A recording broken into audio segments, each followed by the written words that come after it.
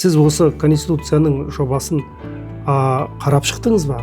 Қоғам не нәрсеге аса мән беру керек? Болашағымызға бағдар беретін құжат қой. Конституциялық реформа бойынша біз 44 бапқа өзгеріс енгіземіз ба деп едік, бірақ оның ауқымы мен көлемі үлкендеу болып тұр. Сенің үнің кімге естіледі? Оны кім назарға алады деп. Жаңа ата заңымыздың редакциясы бұл нағыз халықтық болды. Тағы да айтамын, 10 мыңнан астам ұсыныс келді.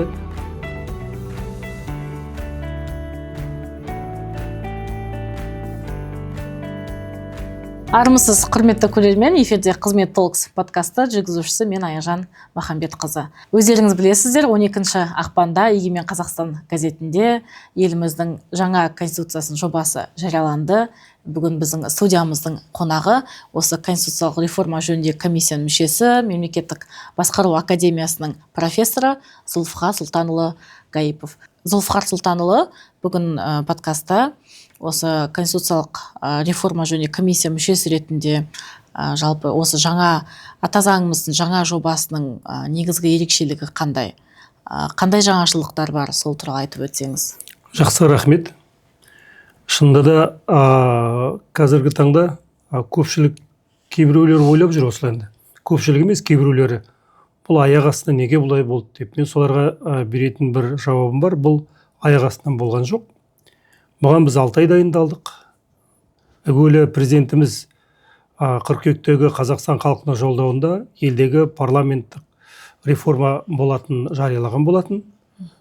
Оның іле-шала артынша қазан айында парламенттік реформа жөніндегі жұмыс тобы құрылды. Олар өздерінің жұмысын өте жақсы атқарды. Жұмыс тобына бұқара халықтан шамамен 2000-дай ұсыныс келіп түсті. Енді 26 жылдың қаңтар айында президентіміз ұлттық құрылтайдың Қызылордада 5-ші отырысын өткізді. Сонда 5-ші отырыста президентіміз үлкен саяси мәні бар мәлімдеме жасады. Сол мәлімдемеде президентіміз былай деді: біз қарадық, әуелі конституциялық реформа бойынша біз 44 бапқа өзгеріс енгіземіз ба деп едік, бірақ оның ауқымы мен көлемі үлкендеу болып тұр. Сол себептен де біз арнайы комиссия құрамыз деді. Ол туралы жарлыққа ертең қол қоямын деді. Бұл 20 қаңтар болатын. Ұлттық құрылтайдың 5-ші отырысы 21 қаңтар күні президенттің конституциялық реформа жөніндегі комиссия құру бойынша жарлығы шықты. Оған 130 адам мүше болды.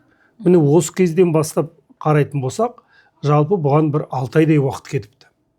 Енді осы екінші құрылған конституциялық реформа жөніндегі комиссияның өзі бір айға жоқ жұмыс жасадық. Сол бір айға жоқ жұмыс жасағанда бізге келіп түскен сұрақтардың барлығын алып қарасақ 10 мыңнан асты. 10 мыңнан асты. Бұл біріншіден. Екіншіден, осы комиссияның отырысы онлайн трансляция бойынша барлық бұқаралық ақпарат көздері көрсетті. Соның ішінде жоғары Конституциялық соттың телеграм каналы болды, одан да трансляция болды. Бұл нені білдіреді? Бұл жаңа ерекшелігін сұрадыңыз ғой сіз. Бұл бірінші ерекшелігі, бұл жаңа ата заңымыздың редакциясы бұл нағыз халықтық болды. Тағы да айтамын, 10 мыңнан астам ұсыныс келді. Ол күнде біздің жұмысымызды сол бұқаралық ақпарат құралдары арқылы трансляциялап отырды. Бұның халықшылдығында. Осы жақында ғана Қызылорда облысында бір жас жігіт мектептің мұғалімі, сол 30-дың ар жақ бер жағындағы мұғалім айтады: мен ұсыныс бердім дейді. Бір ұсыныс беріп едім. Соны қасымдағы әріптестерім бар, өзім отбасымдағылар айтты дейді: сенің үнің кімге естіледі? Оны кім назарға алады деп. Бірақ 3 күннен кейін маған хабар келді дейді: сіздің берген ұсыныс қабылданды деп. Ол қандай ұсыныс берді? Ол берген қазіргі қолданыстағы конституциямызда, ата заңымызда Қазақстан Республикасының гимні деп жазылып тұр екен. Мен соны дейді Қазақстан Республикасының әнұран деп жазайық деп ұсыныс бергем дейді. Осы ұсынысым қабылданды деп 12-ші ақпандағы бұқаралық ақпарат құралдарына шыққан нұсқада соны көргенде мен қуандым дейді. Бұл тағы да айтамын, нені білдіреді? Бұл нағыз халықтық конституция екенін білдіреді.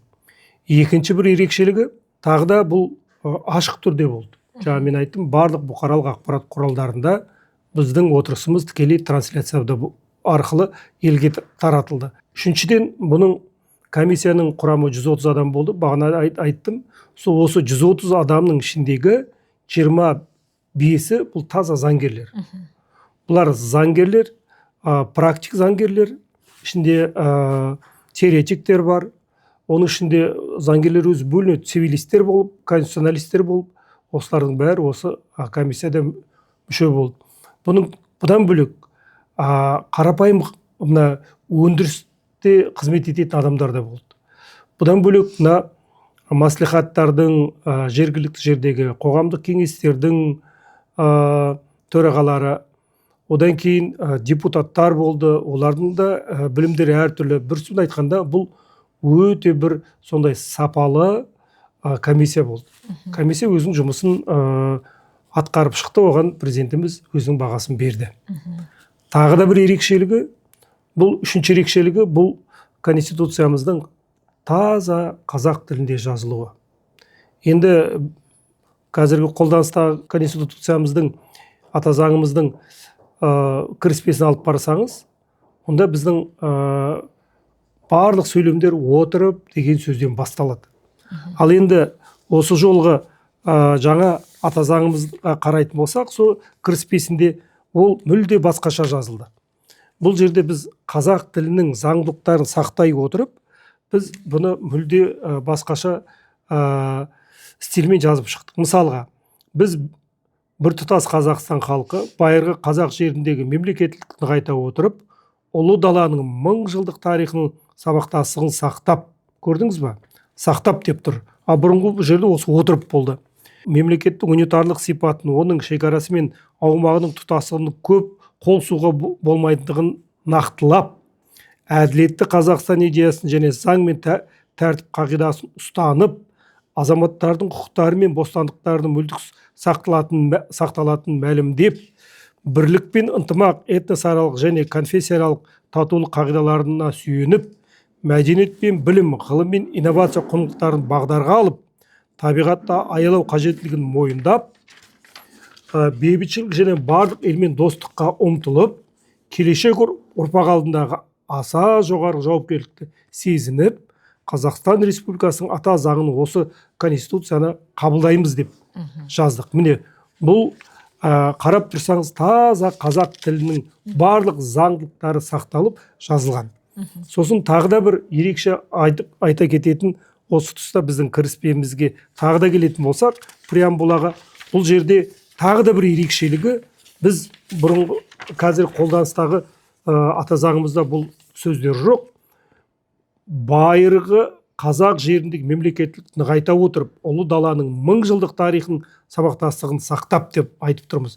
Яғни бұл жердің иесі де, егемендіктің иесі де, біз осы ұлы даланың мұрагері деп жазып тұрмыз. Бұдан бөлек, осы жерде біздің ұлттық құндылықтарымыз, қазақта мынандай керемет ұғымдар бар. Ұят болады, обал болады, сауап болады деген.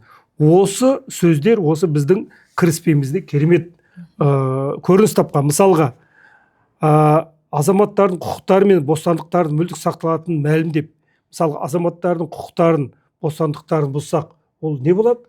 Әрине ұят болады. Ал енді мына табиғатты аялау қажеттілігін мойындап, егер біз табиғатты аяламасақ, осы біз өзіміз табиғаттың төл перзент екенімізді мойындап, осыған обал болады деп қарамасақ, әрине ол тағы да біз негізгі құндылықтарымыз жоғалтып аламыз. Одан кейін мынау сауап дегенге келетін болсақ, келешек ұрпақ алдындағы аса жоғары жауапкершілік сезініп деген, біз келешек ұрпақ алдында біз өзіміз үлкен сауап тірлік жасап отырмыз. Неге дегенде, бұл ата заң, конституция, бұл кез келген мемлекеттің негізгі тірегі. Бұл негізгі заңы, барлық заңдар осы кейін конституциядан біртіндеп тарқатыла бастайды. Сол себептен біз егер конституцияға дұрыс қағидаттары мен принциптерді енгізсек, және олар барынша адамға бағытталса, сонда бұл конституциямыз өміршең болады. Міне бұның ерекшеліктері. Тағы да бұдан бөлек біз осы конституцияға біршама жаңашылдық енді. Соның біреуі де бірегейі. Ол біріншісі, мысалға біз осы конституциямыздың да былай деп жаздық: Қазақстан Республикасындағы биліктің қайнар көзі халық деп қазір қолданыстағы да жазылып тұр. Ал біз соған биліктің қайнар көзі және егемендіктің иесі деп, егемендікті де біз осыған қосып отырмыз. Сол арқылы біз бұл егемендіктің иесі халық деп айтып отырмыз. Одан кейін қазіргі қолданыстағы ата заңымызда егемендік, тәуелсіздік деген сөздер онша көп кездеспейді. Екі реттен ғой деймін, меніңше. Ал енді мынау жаңа редакциядағыда ол 6 реттен қайталанып тұр. Яғни біз тәуелсіздік бәрінен де қымбат деген президентіміздің осы бір сөзін біз осы конституцияда да біз көрініс тапқыздық. Ойлап қарасаңыз, шынында да біздің ең бақытты, ең бір жоғары құндылығымыз ол біздің егемендігіміз, яғни біздің тәуелсіздігіміз. Тәуелсіздік бәрінен де қымбат. Одан кейінгі тағы да бір айта кететін мәселе, осы жерде біз мына қазіргі жаңа жобада біз бірінші бөлімі конституциялық құрылыс негіздері деген бірінші бапта Қазақстан Республикасы демократиялық, зайырлы, құқықтық және әлеуметтік мемлекет деп жарияладық. Ол қолданыстағыда да зайырлы деп бір ауызбен жазылған. Ал біз бұл жаңашылдық, мына жаңа комиссия осылай деп жобаны ұсынды. Бұл комиссияның шешімі. Осы жерде 7-ші бапта дін мен мемлекет бөлек деп жаздық. Яғни зайырлы дегенді біз ары қарай нақтылай түстік. Міне осындай бір ерекшеліктері бар. Бұдан бөлек біз тағы да бір ерекшелігі, бұл мына біздің 3-ші бапта мынандай сөздер бар. Қазақстан елімізде 2-ші бапта Қазақстан Республикасының адам капиталын, білімді, ғылымды, инновацияны дамытуды мемлекеттік қызметтің стратегиялық бағыты деп таныды. Ал бұл қазіргі қолданыстағы ата заңымызда бұл жоқ. Бұл бір жаңашылдық және бір новелла деп қарауға болады. Жалпы осы енді ата заңымыздың преамбуласында табиғатты аялау, білім, ғылым, адами капитал деп жатырмыз ғой. Осының барлығы стратегиялық бағыт ретінде бекітілуі. Бұл мемлекеттік саясатқа қалай әсер етеді? Бұл мемлекеттік саясатқа тікелей әсер етеді. Біздің ең басты мемлекеттің жүргізіп отырған саясаты, оны президентіміздің жолдауларында да бар, және осы конституцияда да көрініс тапты. Адам капиталына біз ерекше мән беріп отырмыз. Мына адам капиталының маңыздылығын бір алысқа бармай-ақ мына жастар үшін екі-ақ мысалмен жеткізейін. Мысалға, адам капиталын біз елімізде жоғарғы оқу орындарын соны дамытуға барынша күш салып отырмыз. Мысалға, біздің осы шабытты бітірген бір Димаш бауырымыз, Димаш Құдайбергенов, адамзаттың Димаш атанды. Мына Әуезовтің бір айтқан керемет сөзі бар. 20-шы ғасыр деп айтып еді, ол 21-ші ғасырда да өзекті. Ел мен 20-шы ғасырда басқа бір елді таңғалдыру мүмкін емес. Оларды біз таңғалдырамыз тек қана білім мен мәдениет арқылы деген. Осы Димаштың білімімен алған біліммен, оның мәдениет арқылы қазақ халқын қазір бүткіл дүниесі танып отыр. Не болмаса, екіншісі кешегі Олимпиададағы мына Михаил Шайдоров. Оның ешкім күткен жоқ оны. Міне осындай біздің адам капиталына салған біздің үлесіміз Қазақстанды әлемге танытып отыр. Тағы да бір мысал ретінде айтайын. Енді ол да кеше ғана болған сияқты еді. Мысалға, ковидтің кезінде мен деген европалықтағы дамыған мемлекеттердің өздерінің вакцинасын осы ковидке қарсы ойлап тапқан жоқ. Ал Қазақстан ғылымының әлеуетінің мықтылығын көрсеттік, біз әлемге таныттық, біз өзіміздің ұлттық вакцинамызды мына нарыққа шығардық, әлемдік деңгейге шығардық. Ол Казвак. Міне осы арқылы біз әлемді өзімізге мойындатып отырмыз. Сол себептен де Конституцияда осы екінші тармақ, үшінші баптың екінші тармағы Қазақстан Республикасы адам капиталын, білімді, ғылымды, инновацияны дамытуды мемлекеттік қызметтің стратегиялық бағыты деп таниды деген, бұл өте прогрессивті қағидат деп ойлаймын. Дұрыс айтасыз, көп рахмет. Жалпы енді осы біздің жаңа конституция жобасы бойынша құрылтайдың рөлі күшейеді деп айтылды, иә? Бұл нені білдіреді? Енді осы тұста да бізде мына кейде бір сұрақ қойып жатады, мына халыққа түсіндірме жұмысына барып жүргенде. Бұрын сенат болғанда қазіргі заңдардың сапасы мықты болып еді. Қазір енді бір палата болғанда бұл қалай болады деп. Оған жауап біреу ғана: Қазақстан бірінші кезекте унитарлық мемлекет. Унитарлық мемлекеттердің барлығына тән бір палаталы парламент. Яғни біздің құрылтайымыз. Енді әр елдің өзінің парламенті әртүрлі аталады. Мысалға Израильда ол Кнессет деп аталады. Мысалға Литвада ол Сейм деп аталады. Әр елдің әртүрлі. Ал енді біздің Қазақстан бұны атын құрылтай деп қойдық, өйткені құрылтай бұл мемлекеттік маңызды мәселелерді бас қосып шешім қабылдайтын ең жоғарғы қазақ даласындағы осындай бір институт болған. Біз осы тарихи атауды қайтып орнына келтірдік. Бұл біріншіден. Екіншіден, енді бұған неге көштік дегенде, мен бірінші фактор ол Қазақстан унитарлық мемлекет. Екінші, мына біздің қолданыстағы ата заңымыз бұл 95 жылы қабылданды.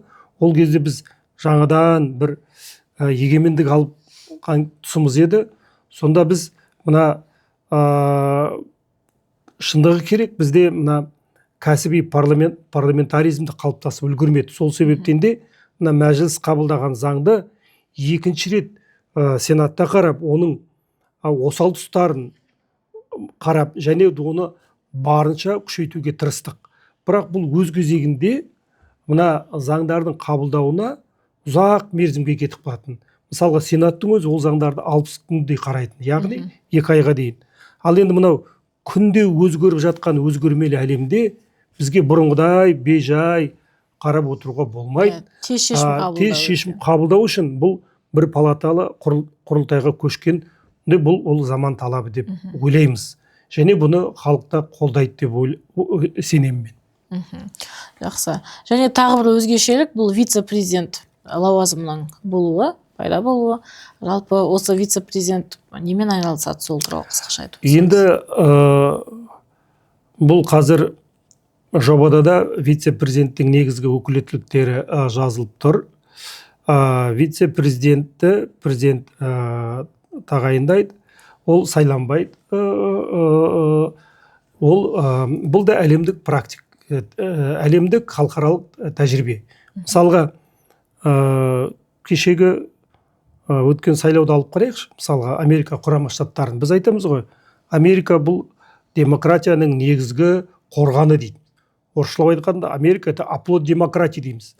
Сол Американың өзінде де халықтың сайлаған президенті Дональд Трамп өзіне вице-президентті өз таңдап алды. Және ол Конгрестің мақұлдауымен. Сол сияқты бізде де дәл осындай келешекте болады. Оның негізгі қызметі мына жобада көрсетілген халықаралық шарттарды қарайды. Одан кейін елдің ішіндегі ішкі саясатта негізгі қызметті сол атқарады. Ол мысалға интеллигенциямен жұмыс болсын, мәдени шаралар болсын, халықаралық кездесу болсын, соларды ұйымдастыруда бұл вице-президенттің құзыреттілігіне беріліп отыр. Және бұл бұған да таңғалудың қажеті жоқ. бұл институт вице-президент деген институт бұл бізде болған. Бұл тағы да мына басқару тетігін, мемлекеттік басқару тетігін ыңғайлау үшін құрылып жатқан өзгерістер деп ойлаймын. Жақсы, рахмет. Жалпы бұл жаңа конституцияның жобасы қандай саяси философияға негізделген? Жалпы бұл біздің саяси философиясында не жатыр дейтін болсақ, бұл жаңа жобадағы ата заңымызда бірінші кезекте адамның құқықтары алдыңғы шепке шығып тұр. Неге дегенде, жалпы мына демократиялық дамыған мемлекеттердің барлығында мемлекет адам үшін деген қағидат бар. Мемлекет адам үшін. Ал енді мынау авторитарлық, кейде суперпрезиденттік басқару формасындағы кейбір мемлекеттерде бұл екеу орындар ауысып кеткен. Бәрі мемлекет үшін. Яғни адамның құқықтары мен бостандықтары екінші рөлге қалады да, бәрі мемлекет үшін болып кетеді. Ал мына біздің жаңа конституциямыздың редакциясында бірінші кезекке адам және оның бостандықтары шығып отыр. Жаңада айттым ғой, мысалға бұның көптеген новеллаларының бар, соның ішінде мысалға атап өтсек, 30-шы бап. 30-шы бапта біз бәріміз білеміз, енді қазір бұл әлемде әртүрлі, біз жаһандық әлемде өмір сүріп жатқандықтан біз есік терезені тарс жауып отыра алмаймыз, басқа әлеммен біз араласа алмаймыз деп. Ол бізге қаласақ та қаламасақ та жат идеологиялар бізге келеді. Өйткені біз алыс беріске шығып жүрміз. Есігіміздің бәрі ашық. Осындай жағдайда не істеу керек біз дегенде, біз мына 30-шы бапты біз күшейттік. Ол мына әке мен бала, одан кейінгі әке мен бала, одан кейін неке дегенде біз тайға таңба басқандай нақтылап алдық. Әйтпесе қазір бәріміз білеміз, мына батыста либералдық демократияда бізге өздерінің қазақтың табиғатына, біздің ұлттық құндылықтарымызға жатпайтын дүниелерді бізге тыққылап жатыр. Біз көріп отырмыз ғой, мысалға батыста бір жынысты адамдардың бір-бірімен некелесіп, бір-бірімен неке құрып, және осы құндылықтарын өзгелерге күштеп, дәріптеп бізге таңғысы келеді. Біздің бұл менталитетімізге, біздің дәстүрімізге, біздің құндылықтарымызға жат дүние. Сол себептен де біз осыны кіргіздік. Одан кейін жаңа мен айтқан, қазақта біз айттым ғой, ұят болады, обал болады, сауап болады. Міне осы құндылықтар бізде көп нормада отыр. Мысалға соның біреуі тағы да келетін болсақ, ол мынау балаларының ата-аналарына деген қамқорлығы. Ол да бізде ерекше мәнге ие болып отыр. Бізде мысалға біз былай деп заңда мынандай өзгеріс енгіздік. Мысалға кәмелет жасқа толған азамат өзінің жаңағыдай еңбекке жарамсыз, не болмаса мүгедек болып қалған, не болмаса зейнет жасына шыққан ата-аналарын қарауға міндетті деп жаздық. Бұл неге? Біздің қазақтың даласында, оны барлығы да кезінде 19 ғасырда біздің қазақ даласына келген чихан кездер, ғалымдардың бәрі таңғалған. Біздің елімізде ешқашанда түрме болмаған. Екіншіден, қазақтың даласында жетім болмаған, жесір болмаған. Олар осы қазақтың кезіндегі билер институты арқылы біз осылардың бәрін реттеп отырдық. Ал енді қарттар үйі деген ұғым болмаған. Бізде мына заманда осылардың бәрін реттеу үшін өзіміздің құндылықтарымызға, обал болады деген, сауап деген, ұят деген ұғымдардың ары қарай тереңірек осы біздің конституциямызда көрініс тапқан деп бағанада айттым. Осылар жаңағы ата-ананың баланың алдындағы міндеттері, баланың ата-ананың алдындағы міндеттері осы жаңа конституцияда ерекше көрініс тапқан. Жақсы, рахмет. Зұлыфқа Сұлтанұлы, жалпы өзіңіз енді Астана қаласындағы қоғамдық кеңесті басқарып отырсыз. Енді осы жаңа өзгерістерге сәйкес халық кеңесі құрылады деп айтты.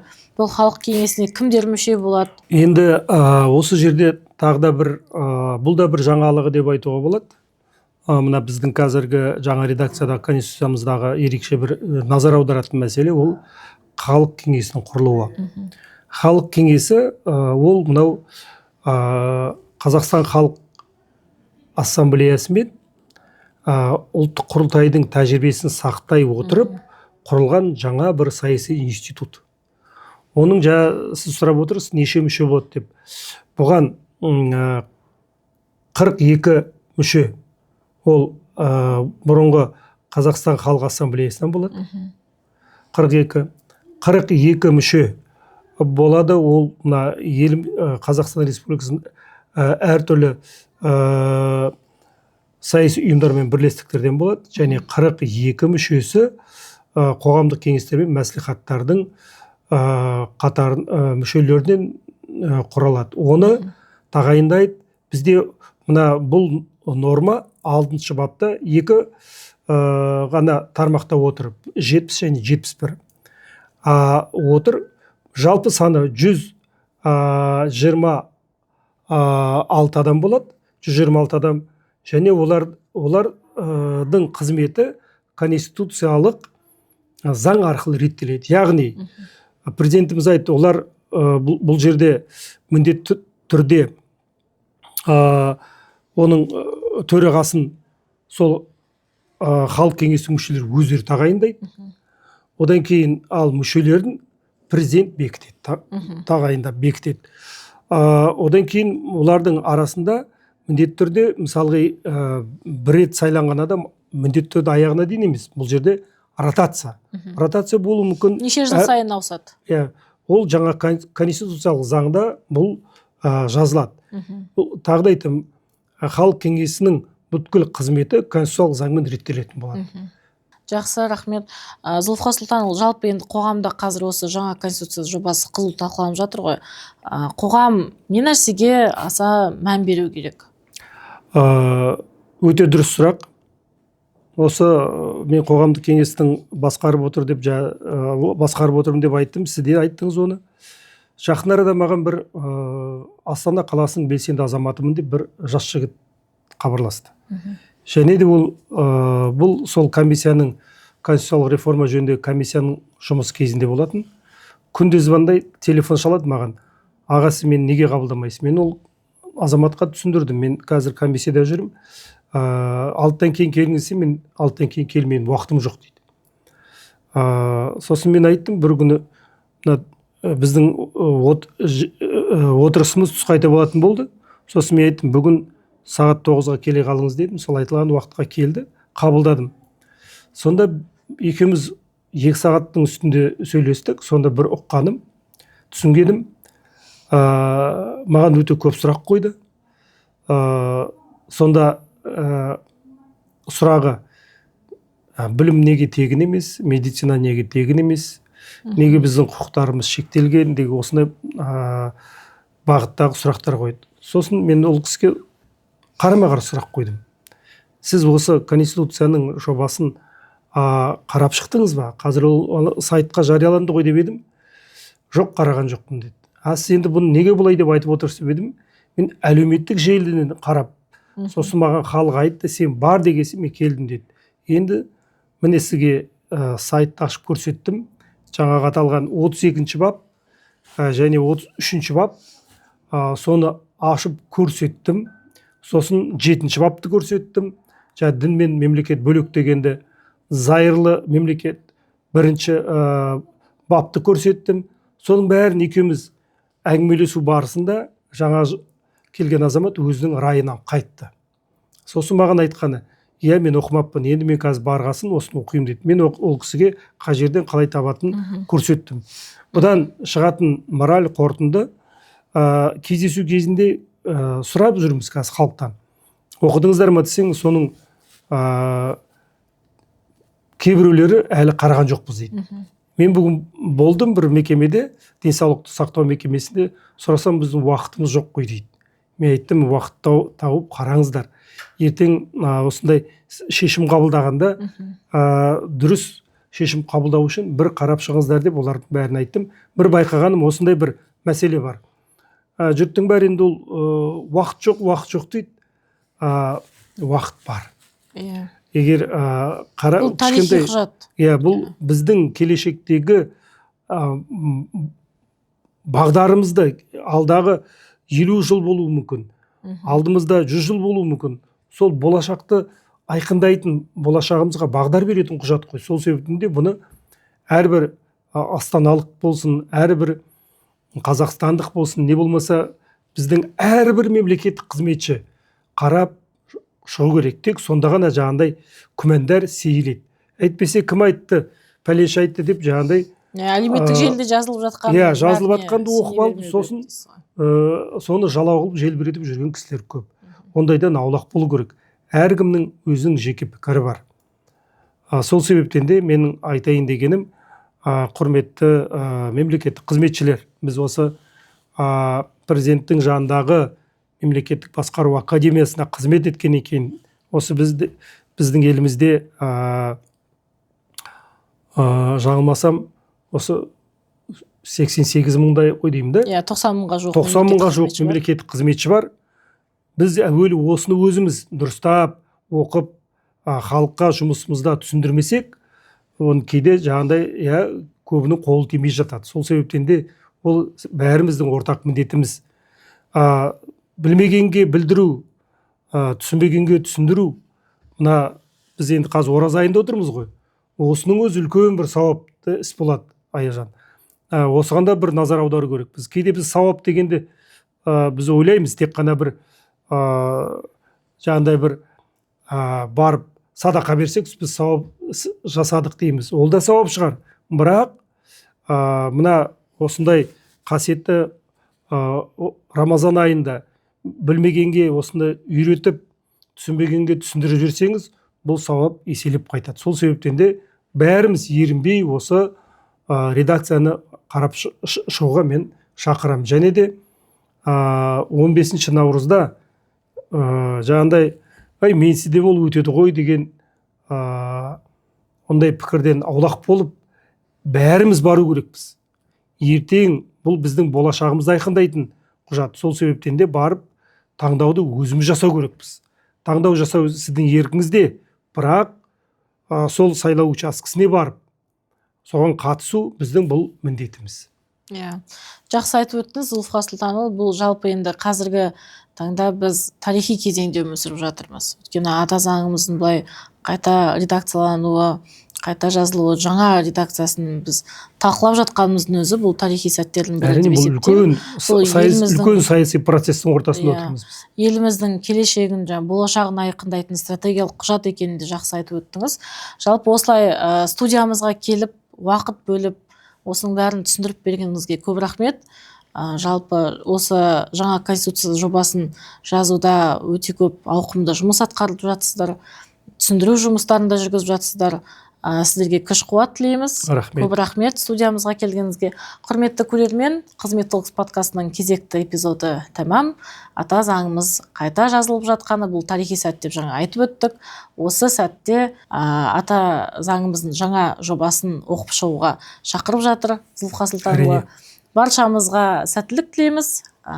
Келесі эпизодтарда кездескенше аман сау болыңыздар. Жеңісті күндерде жолыққанша қош сау болыңыздар. Аман ағамыз айтпақшы, жеңісті күндерде жүздескенше.